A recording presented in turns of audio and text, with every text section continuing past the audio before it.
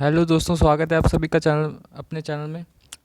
दोस्तों, जैसे कि आईबी पर सर आरबी का नोटिफिकेशन आउट हो चुका है। आज से इसके फॉर्म भरना स्टार्ट हो चुके हैं। तो आप लोग को पता होगा कि हमारा एग्ज़ाम जो है अगस्त में लाइंड अप है, ठीक है। तो मैंने आज रीजनिंग की क्लास 1 रखी है, जिसमें हम लोग सेटिंग अरेंजमेंट और कुछ ब्लड रिलेशन और ऑर्डर एंड रैंकिंग के कुछ सवाल करेंगे। तो जो भी चैनल पर नया हो, चैनल को सब्सक्राइब करेगा, वीडियो को लाइक करेगा यदि पसंद आता है तो, ठीक है दोस्तों। तो चलिए, आपके सामने एक सेटिंग अरेंजमेंट है जो कि सर्कुलर टेबल पर है, ठीक है। तो आप लोग उसको सॉल्व करिए। फिर सॉल्व करने के बाद इसको फिर मैं सॉल्व करूँगा कि आखिर हमें क्या अप्रोच करनी है। ये आरआरबी क्लर्क लेवल का सवाल हम इसको कह सकते हैं। आरआरबी क्लर्क लेवल का है ये क्वेश्चन, ठीक है।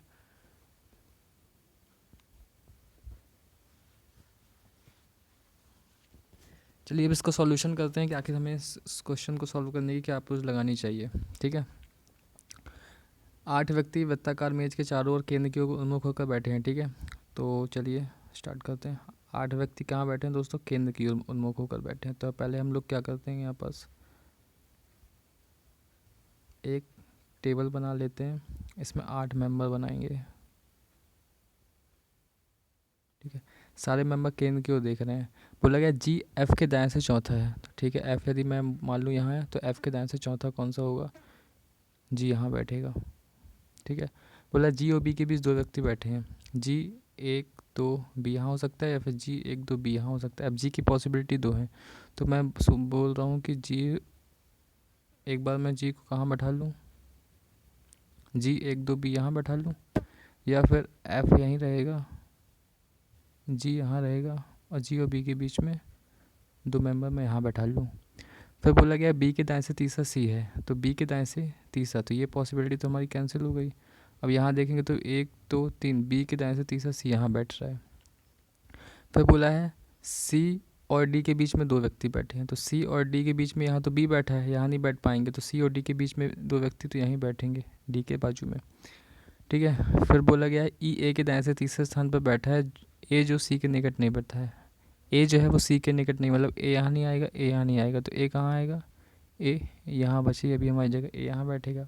और ए के दाएं से तीसरे स्थान पर ई है, तो 1 2 3 ई यहाँ आ जाएगा, ठीक है। बस हमारी पूरी बन चुकी है। बस एक मेंबर और बचा। वो कौन सा मेंबर है? A B C D E F और जी के बाद क्या है? एच। तो एच मेरा यहाँ बैठ गया। तो आप लोग देख सकते हैं, बहुत ही आसान वे पे हमने कर लिया। एक चित्र अंदर बनाया था, एक चित्र बाहर बनाया था। बाहर वाले चित्र को हम लोगों ने कैंसिल कर दिया, अंदर वाला हमारा जो डायग्राम है वो सही है, ठीक है। एक बार आप लोग क्रॉस चेक भी कर सकते हैं। एफ के दाएं से चौथा जी, एफ के दाएं से चौथा जी बना हुआ है। जी और बी के बीच में 2 व्यक्ति हैं, तो जी और बी के बीच में 2 व्यक्ति बैठ रहे हैं। बी के दाएं से तीसरा सी है, तो बी के दाएं से तीसरा सी भी बन रहा है। सी और डी के बीच में 2 व्यक्ति हैं, तो सी और डी के बीच में 2 व्यक्ति हैं। ए के दाएं से तीसरे स्थान पर ई है, ए के दाएं से तीसरे स्थान पर ई भी बैठा है।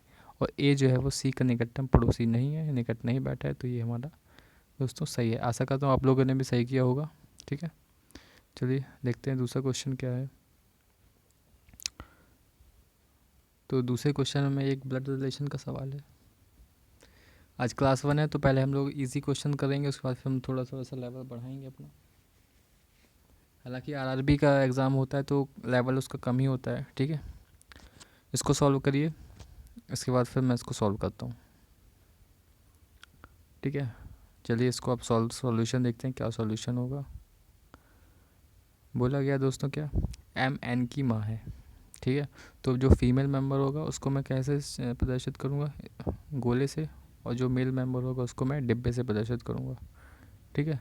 तो एम एन की माँ है, तो एम क्या है? माँ है, तो एम को मैंने ये बोल दिया माँ है किसकी? एन की, ठीक है। अब एन का, एम एन की माँ है, तो एम का तो जेंडर लिंग हमको पता है, लेकिन एन का जेंडर हमें पता नहीं है, ठीक है।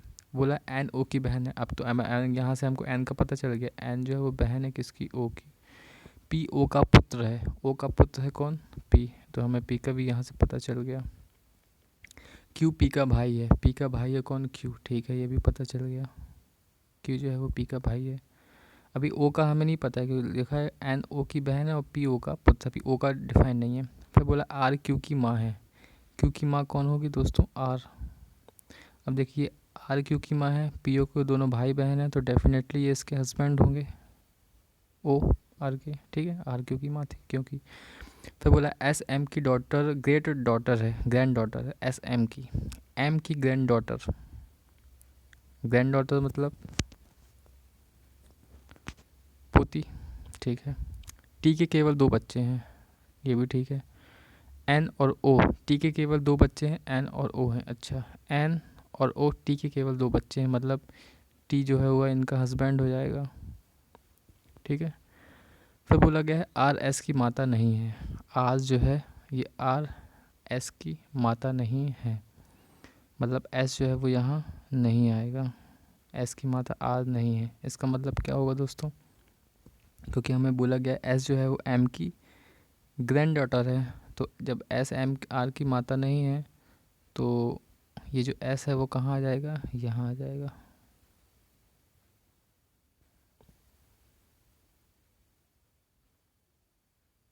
ठीक है।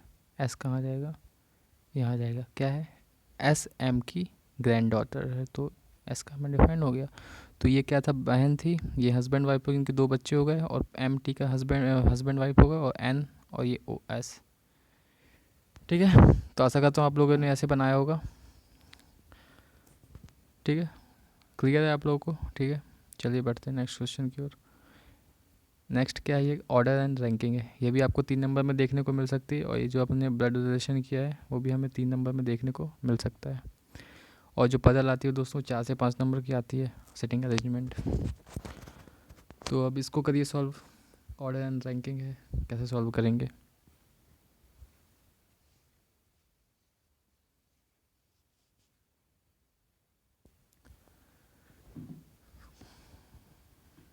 चलिए अब इसका सॉल्यूशन देखते हैं, आप लोगों ने कर लिया होगा। 6 व्यक्ति हैं, तो सबसे पहले हम इनकी रैंकिंग देख रहे थे कि पहला व्यक्ति यहाँ आएगा, पहला व्यक्ति, दूसरा व्यक्ति, तीसरा, चौथा, पांचवा, छठवा। ये मैंने एक इनका बना लिया कि ये जो ऊपर से नीचे तक ऐसे बैठेंगे, ठीक है। फिर बोला गया क्या, 6 व्यक्ति हैं, एक कक्षा में इनको रैंक मिलती है, लेकिन जब इन्हें किसी क्रम में मिलती हो, मतलब कि इसी क्रम का मतलब होता है कि एम एन ओ पी जो ऐसा क्रम दिया इसी क्रम में, ऐसा नहीं है। पी और एम के बीच में अधिकतम 3 व्यक्तियों को रैंक मिलती है, मतलब पी और एम के बीच में अधिकतम 3 व्यक्ति, पी और एम के बीच में 3 ही अधिकतम आ सकते हैं, 3 से 4 अधिकतम नहीं आ सकते, मतलब अधिकतम का मतलब होता है कि 3 ही आ सकते हैं, उससे ज़्यादा नहीं आ सकते, उससे कम तो आ सकते हैं, लेकिन ज़्यादा से ज़्यादा कितने, सिर्फ 3 ही बैठेंगे पी और एम के बीच में। एम ने एस से उच्च रैंक प्राप्त की है, ठीक है, एस ने ओ से उच्च रैंक प्राप्त की है,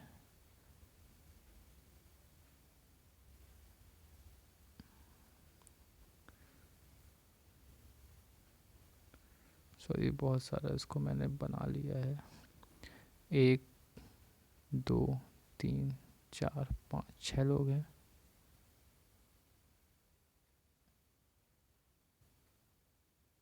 ठीक है। बोला गया एम ने एस से उच्च रैंक प्राप्त की, एम ने एस से अधिक रैंक प्राप्त की, एस ने ओ से उच्च प्राप्त की, एस ने ओ से उच्च प्राप्त की। क्यू को अंतिम रैंक नहीं मिलती, मतलब क्यू जो है वो यहाँ पास नहीं आएगा। एन ने 5वीं रैंक से उच्च रैंक प्राप्त की, एन ने 5वीं से रैंक से उच्च रैंक मिलती है एन को, मतलब 5वीं रैंक से उच्च मतलब एन को या तो 4 3 2 1 में से कोई भी मिलेगी। और ओ को तीसरी रैंक मिलती है, मतलब ओ जो है यहाँ बैठा हुआ है, ओ को तीसरी रैंक मिलती है। अब ओ से ऊपर एस है, एस से ऊपर एम है, और बोला गया क्या, एन ने 5वीं रैंक से उच्च रैंक मिली है, तो 5वीं से ऊपर मिली, एम को यहाँ मिली होगी 4थी रैंक। फिर बोला पी और एम के बीच में अधिकतम 3 ही व्यक्ति आ सकते हैं, 3 से ज़्यादा नहीं आ सकते, तो डेफिनेटली पी यहीं आएगा। लेकिन अब बोला गया था क्या, क्यू को अंतिम रैंक नहीं मिलती है, लेकिन ये हमारा गलत हो रहा है, पी और एम के बीच में अधिकतम 3 व्यक्तियों को रैंक मिलती है, तो ये तो सही है।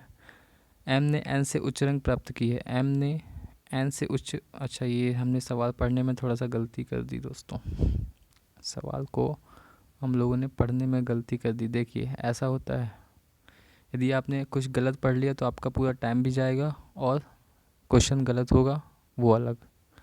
तो कैसे करना है, देखिए 1 2 3 4 5 6,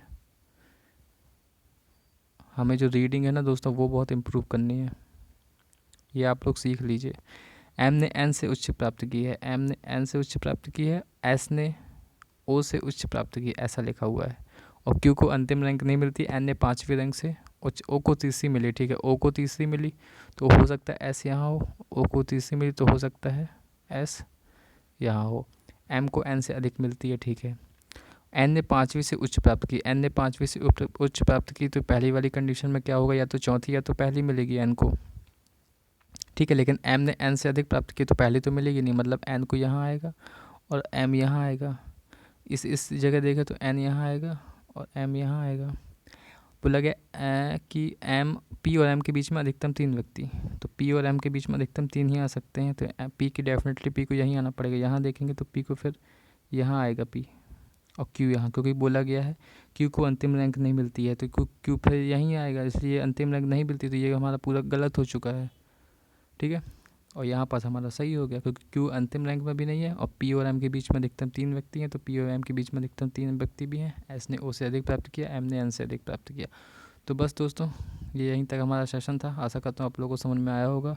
तो हमें क्या करनी है, आज हमने ये सीखा कि जो हमारे क्वेश्चंस हैं उनको पढ़ने के लिए जो रीडिंग करते हैं हम, बिल्कुल वो सही करनी है। मतलब एम को एन ही पढ़ना है, एस को ओ ही, एस को एस ही पढ़ना है। ऐसा नहीं है कि हम लोग पढ़ते समय गलती कर दें, क्योंकि गलती होती ही है एग्ज़ाम में, ठीक है।